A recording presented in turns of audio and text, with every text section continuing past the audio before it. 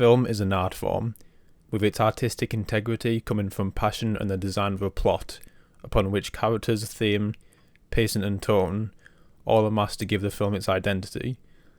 Alas, it's not that simple.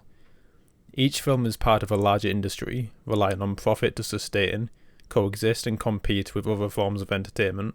The survival of this industry is therefore paramount and, regardless of one's fondness to that fact, it is prioritised over the intended vision of the film as an absolute. Film is after all a product made to appear as profound escapism, but quantitatively, the film production is greenlit in order to keep the industry afloat and allow the existence and employment of any productions and filmmakers going forward. With this said, the concern of producing a film that is commercially marketable supersedes that of crafting a film that is thematically resonant or narratively nuanced. This manifests the first obstacle for artists to overcome, convincing the studios to greenlight productions that could be perceived as financially, politically or tonally risky. So prolific and/or persuasive directors, producers and writers can overcome this obstacle as auteurs, with a solid case for their project's eligibility for success. The mere inclusion of Christopher Nolan's name can alone sell a film. However, a second issue is encountered in the industry upon the film being close to its release: its marketing. Moreover, how the mass populace perceives and is exposed to the promotion of the upcoming film, which can damage the story to varying degrees. These varying degrees are what I will elaborate on further, as the history of cases of mismarketing, compromise and narrative intent runs deep. The first manifestation of this issue is the least problematic to the film, as this attitude of marketing has been successful in the past. However, this hinders the film's lasting reputation and causes the production to be reduced to a cult film, which only receives appreciation years and years after its release, when it finally reaches its actual intended audience, instead of the demographic the trailers would have people believe it was intended for. It Comes at Night, directed by Trey Edward Schultz, is an excellent horror mystery film about a family living in a woodland house in isolation during a post-apocalyptic period with threatening creatures lurking at night. The arrival of a desperate new family seeking refuge in their secure home is the catalyst. It Comes at Night is an art house psychological horror and an effective commentary on despair and distrust. However, the trailers released online by A24 would have you believe it was a rollercoaster of terror and an onslaught of gory deaths and jump scares. The marketing promised a crowd pleaser, but it was not. At least, it wasn't to the crowd it was sold to. Therewith, despite the film being received critically well, this worked to its detriment in a commercial sense.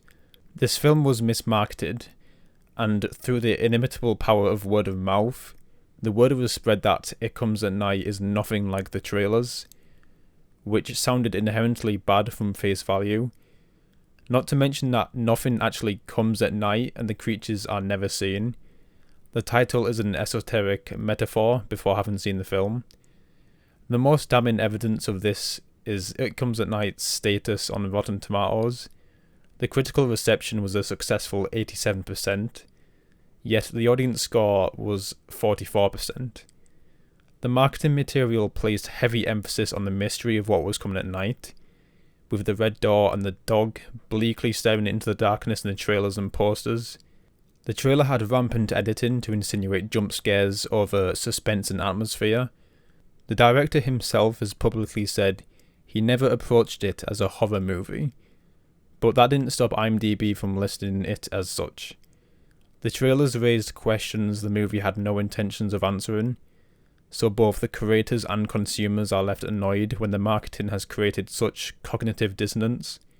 There was even a promotional screening event in the clearing of a forest, and even with that immersion, the audience still felt their expectations shift. This article has an account of a Q&A which was held after the event, and the audience was baffled and annoyed, wondering what the it was in It Comes at Night. For the sake of the bottom line criteria of enticing moviegoers, the trailers were effective in that sense, But there is the issue of A24 blatantly having no faith in the film's commercial value, resulting in bitter moviegoers who were misled.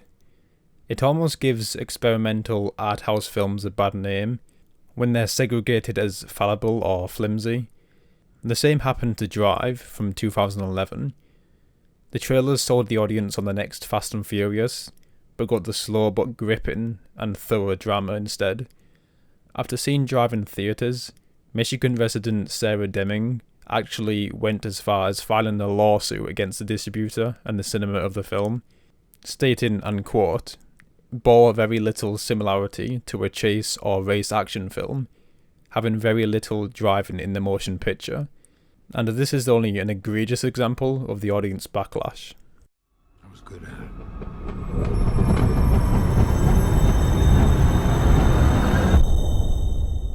Another form of this issue could be the most damaging to the story and the financial success of the film in question. It is also the most baffling.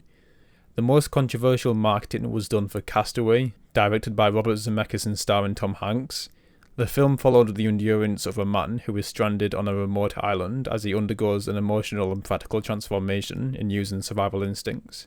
Whereas It Comes at Night did not demystify by the end, the marketing of Castaway gave an unclear message regarding what the mystery was supposed to be. There was this lack of harmony in the way plot summaries and trailers prepare you for the film. Your experience is dependent on whether you saw the trailer that tells you he makes it off the island, or the one that doesn't. You were lost for 4 years. We had a funeral, coffin. What was in it?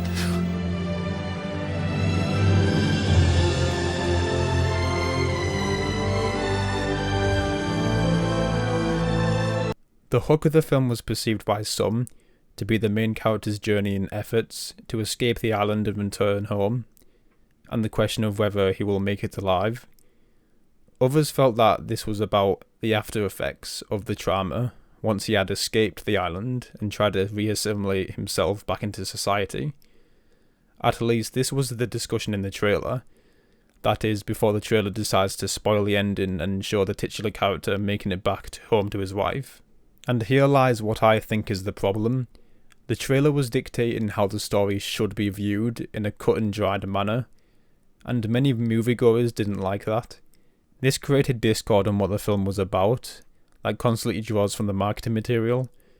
In Terminator Salvation and Terminator Genesis, the revelation that, respectively, a protagonist who thought himself to be human and a character who we thought would be human were both revealed to be Terminators in their trailers, despite that information not being revealed until well into the second act of each film. In Blade Runner 2049, the return of Deckard was in the trailer. The list goes on, and all we can ask ourselves is whether it is worth it to distort and tamper with the mindset of the audience going into the film, just to inform them that Harrison Ford will in fact be returning in Blade Runner 2049, which is a crucial plot point. What's unfortunate about this is Castaway does explore the effects that prolonged societal isolation has on a man upon returning, as well as whether said man will manage to return to a society in the first place, under the desperate circumstances that called for desperate and cinematically compelling measures, but due to that particular trailer, it was only the former. Today, however, the marketing behind films mostly have their wits about them, and they know their target audience well, meaning strategies that sap from the immersion in the name of commercial success come across as very intentional, calculated, and quite frankly manipulative. Now, despite my language in this, it is less of an issue and more of a dilemma that is devoid of a right or wrong answer. This is an industry after all.